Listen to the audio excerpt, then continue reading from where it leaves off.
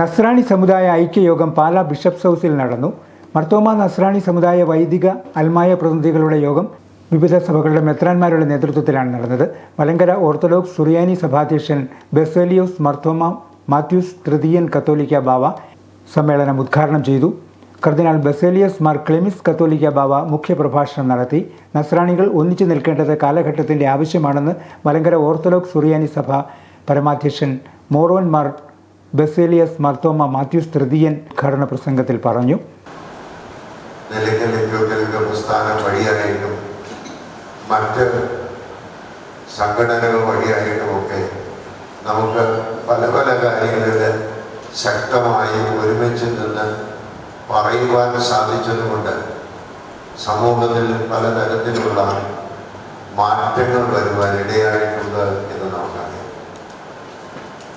ഇന്ന് ഈ നസ്രാണി സംഗമം അതിനെക്കുറിച്ച് ചിന്തിക്കുവാൻ, അതിൻ്റെ അടിസ്ഥാന തത്വങ്ങളെക്കുറിച്ച് വിലയിരുത്തുവാൻ, നമുക്ക് ഒരുമിച്ച് ചിന്തിക്കുവാനും ഇടയാകുന്ന സാഹചര്യം ഈ സമൂഹത്തിൻ്റെ സേവനത്തിനും സമൂഹത്തിൻ്റെ ഉയർച്ചയ്ക്കുമായി നമുക്ക് ചെയ്യുവാൻ എന്ത് സാധിക്കുമെന്ന് നമ്മെ ചിന്തിപ്പിക്കുന്ന ഒരു സന്ദർഭമായിട്ടാണ് ഞാനിതിനെ കണക്കാക്കുന്നത്.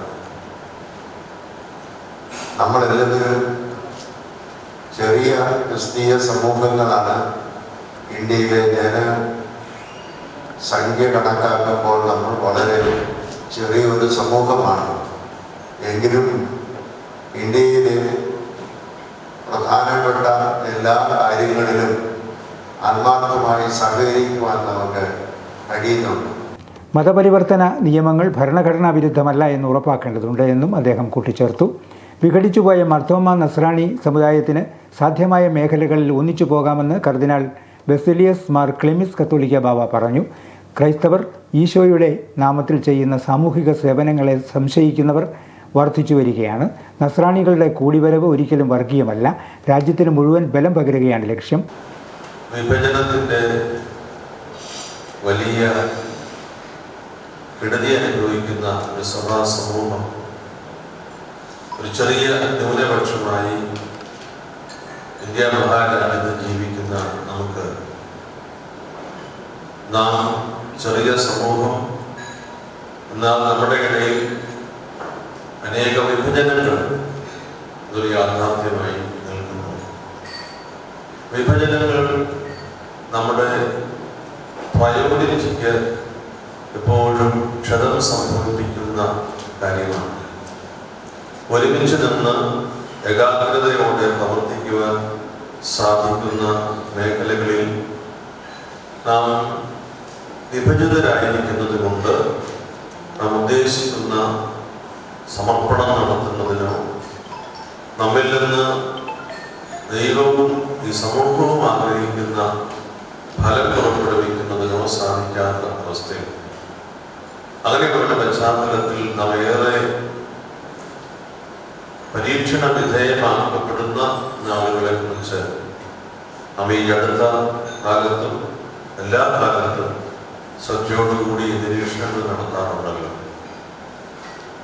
ഏറ്റവും അധികം നമ്മെ ആക്രമിക്കുന്നത് നമ്മെ യേശുക്രിസ്തുവിൻ്റെ പേര് ഉപയോഗിക്കുന്നത് കൊണ്ടും അവിടുത്തെ നാമത്തിൽ നാം ശുശ്രൂഷകൾ ചെയ്യുന്നത് കൊണ്ടുമാണ്. പാലാ രൂപത മെത്രാൻ ജോസഫ് കല്ലറങ്ങാട്ട് യോഗത്തിൽ അധ്യക്ഷനായിരുന്നു. യോഗത്തിൽ 7 നസ്രാണി സഭകളിൽ നിന്നായി മെത്രാന്മാരുടെ 11 പ്രതിനിധികൾ പങ്കെടുത്തു.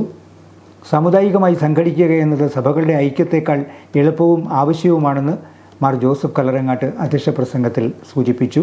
ചിതറുന്നത് ഒന്നിച്ചുകൂടാനുള്ള ഒരു കാരണമാകണം എന്നും അദ്ദേഹം ഓർമ്മിപ്പിച്ചു. യുഹാനോൻ മാർ ദിയസ്കോറസ് മെത്രാപ്പോലീത്ത തിരുമേനി, യുഹാനോസ് മാർ തെയോഡോഷ്യസ് മെത്രാപ്പോലീത്ത, മലങ്കര യാക്കോബായ സുറിയാനി സഭയിൽ നിന്നും കുര്യാക്കോസ് മാർ തിയോഫിലോസ് മെത്രാപ്പോലീത്ത, മാത്യൂസ് മാർ അന്തിമോസ് മെത്രാപ്പോലീത്ത, മലങ്കര മാർത്തോമ സുറിയാനി സഭയിൽ നിന്നും സഫ്രഗൻ മെത്രാപ്പോലീത്ത, ജോസഫ് മാർ ബർണബാസ്, പൗരസ്ത്യ കൽദായ സുറിയാനി സഭാധ്യക്ഷൻ മാർ ഔഗേൻ കുര്യാക്കോസ് മെത്രാപ്പോലീത്ത, സിറോ മലബാർ കത്തോലിക്ക സഭയിൽ നിന്നും മാർ ജോസഫ് പെരുന്തോട്ടം മെത്രാപ്പോലീത്ത, കാഞ്ഞിരപ്പള്ളി രൂപത അധ്യക്ഷൻ മാർ ജോസഫ് പുളിക്കൽ എന്നിവർ സന്നിഹിതരായിരുന്നു.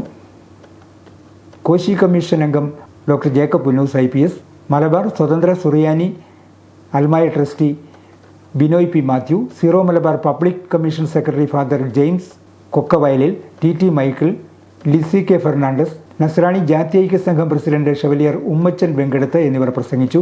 നസ്രാണി വിഷയങ്ങൾ തുടർന്നും ചർച്ച ചെയ്യാൻ യോഗങ്ങൾ നടത്താൻ തീരുമാനമെടുത്തു.